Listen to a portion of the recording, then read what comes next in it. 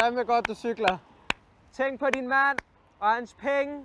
Nordjyllands Trafikselskab kører en kampagne under sloganet Din kone kan sagtens tage toget, så familien kan spare nogle penge. Det er jo til at ryste på hovedet af. For selvfølgelig er der flere ting, kvinder kan gøre for at spare deres mænd for penge. Er det en hjemmelavet sandwich, det der?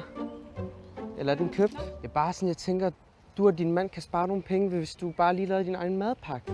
Jeg tænker, i stedet for at du bruger så mange penge af din mands penge på træningstøj, så er det bedre, hvis du støvsuger derhjemme. Det får du også motion ud af. Hvad var det her for noget til? Mand. En mand. Mand, heldigvis. Det er dejligt at se, at kvinderne har forstået, hvad deres opgave er. Det er at lade mændene køre bil, og kvinderne ligesom her tage cyklen. Må jeg komme med et lille råd til dig? Ja. Jeg tænker, du kan spare din mand for rigtig mange penge, hvis du returnerer den taske der.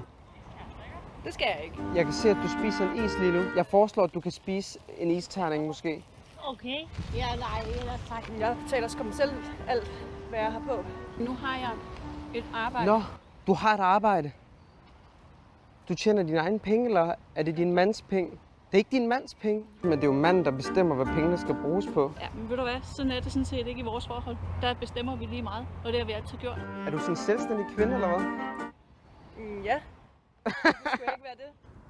Ej, den er sgu god nok. Altså, jeg har en kandidatgrad, så ved du hvad? Nogen andre generer, ikke også? Hvorfor kommer du egentlig over og stiller alle de her underlige spørgsmål? Er det skjult kamera, eller hvad? Jeg skulle næsten tro, at det var Nordjyllands Trafikselskab, det her. Nej, det er skjult kamera, hvis du kigger derovre.